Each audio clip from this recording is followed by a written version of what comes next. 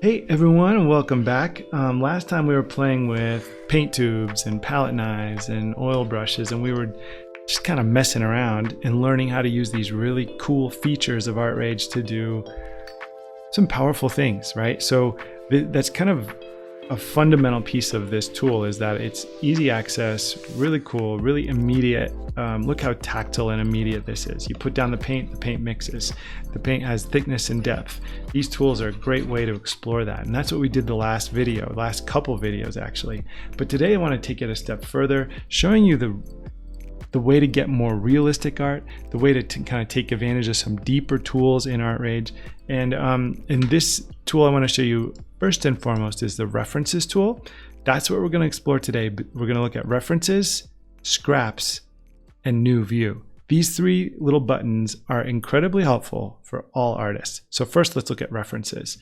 References is basically what you're going to paint that day, right? So even if you are an incredibly established illustrator and you kind of know your stuff, it's still really nice, really important to have some references for shape, color, form, composition, whatever, right?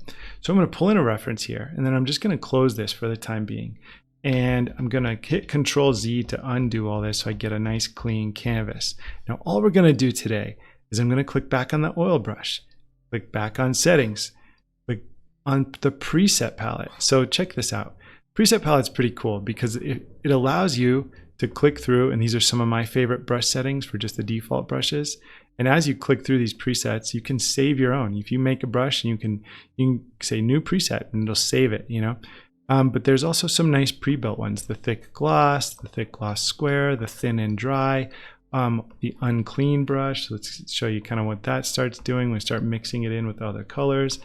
There's all of these things, so you don't have to play with all these sliders. You can just go in here, grab something that's already made, already works, and it's really, really nice. So look at the amazing variety we have just with some of these presets that are set to this particular tool, the oil brush. Click on the watercolor tool, new settings, new presets. The palette knife, new settings, new presets. So and it's all visually depicted, so it's really easy to see what's going on. You can then just hold Shift on the keyboard to drag your brush to make it bigger or smaller. This is all incredibly user-friendly and really easy to deal with. So just again, some of the basics maybe, but they're kind of like quality of life things. One of the other things I really love about the software is that, let's say I want to paint these realistic fish colors, right? I can just hold the Alt key and then listen for it. I'm doing it a little louder, but you can like click or tap with your stylus on the image, and then when you let go, you can then apply that paint color.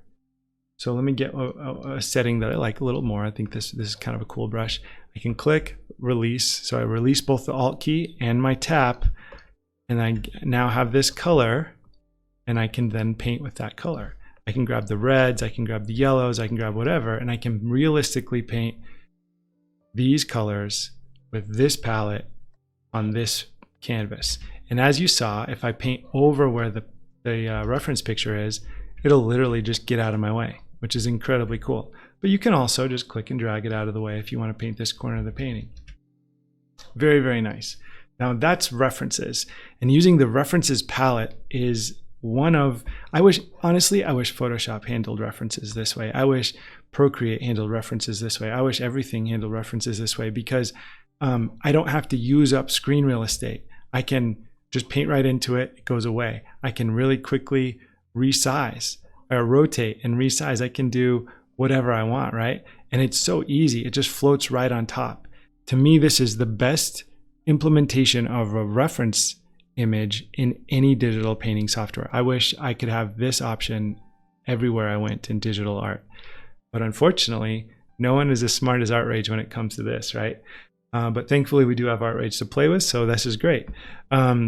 So there's that. Let me show you one more thing. I'm gonna leave these up so you can see what we're playing with today. So if I click back on the references palette, we did talk about the fact that there are 3 different options. Here's the new scrap, and this is interesting to me. With this button, what we can do is kind of make like a palette for ourselves. So let's say we wanted to use this orange, and it's kind of yellow orange, this kind of true orange. Let's see if we can find like a red color. And then we're going to use something on the opposite part of the color wheel, kind of move into these greens. And this is sort of our palette. And let's say we wanted to not grab color from here, but we wanted to mix color here. Well, you could do that. You could literally come in here and say, what's the color that's between those two colors? Oh, it's that, right? And get a little less chunky brush here. So we can mix with the paintbrush, you can mix with a palette knife, you can mix with anything.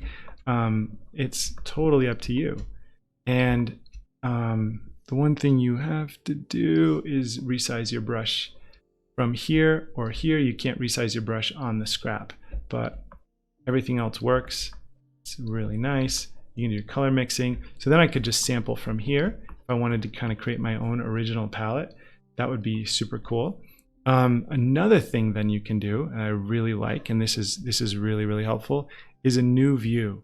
So as a traditional artist, when I do an oil painting, I'll paint and then I'll like run away from my canvas every 20-30 minutes to get a better view of like my composition, my design, or my vertical lines actually vertical or things tilted to the side. It's hard to do that in digital.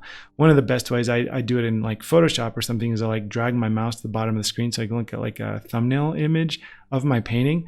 But this is even better. You can just have this view be any size of zoom that you want to work on. So usually I'll use it as just a thumbnail to see how my design looks, see if there's anything odd looking about it. But another way to use it that's pretty cool is you can have your full-size painting here, but let's say you wanted to work really closely like on an eyeball or something like that. You could zoom in and you could like paint that eye, and you could have that kind of up close and personal, but in this picture, it's still kind of far away. What's awesome about that is it lets you have either that full zoom out, like tiny thumbnail version to see your composition, or zoom all the way in to look at a specific detail. But this is why this is so important. A lot of times you'll work on these specific little details. Like let's say I was just doing it here and I'd zoom all the way in. And sorry, my picture's kind of low res right now. That's why it gets a little grainy when I zoom in. But let's say I was zoomed in on a nice high res composition. And so I, then I'm painting the eye and then I zoom out and I go, ooh, that's totally different style. It doesn't fit the feeling of the painting anymore. But you don't know that, right? Because you're just zoomed in. It looks all good when you're really close in on it. But you zoom out and it all falls apart. That unity's gone. That kind of fluency and flow is gone. So this is a cool way to kind of work on a part of the picture while being able to keep an eye on the whole. So those are the three things I wanted to show you today. Reference pictures, the best. And you can add multiple. So let's say I wanted to add like here's a reference picture from a photo shoot that I did recently. So let's say, okay, got this. I want to have multiple things to look up because I want to do something complicated. I want to say I want to have a figure here from this. I want to have some fish in the background, do something weird. Well, that's cool, right? I can do that. I can bring in as many references as I want. And again, as I paint over them, they disappear. So cool. And then as I'm done with them, just right click them with the mouse and remove them. Or you can work with stuff here. You can say remove all, hide, whatever, right? So very cool stuff. And then if you don't want to see them, you're just like, I want to see my pictures, get out of my way. You just scroll up, you turn them all off, turn them back on. Really, really nice. Guys, this is really a big deal. I use reference pictures all the time. I use the scrap quite a bit. And then I use this view quite a bit too. Now I want to show you one last like little pro tip. Ready for this? Let's say you're trying to use a limited palette. Like let's say you want to paint the Zorn palette. It's pretty famous painter, kind of like John Singer Sargent era painter. People like kind of look at them in the same way a little bit. And this is specifically the Zorn palette. So maybe you want to just paint from an actual Zorn palette. And this would be a way to do it. Bring it in as a reference picture, and then you have all these colors pre-mixed that you can just go after, right? So very, very, very cool.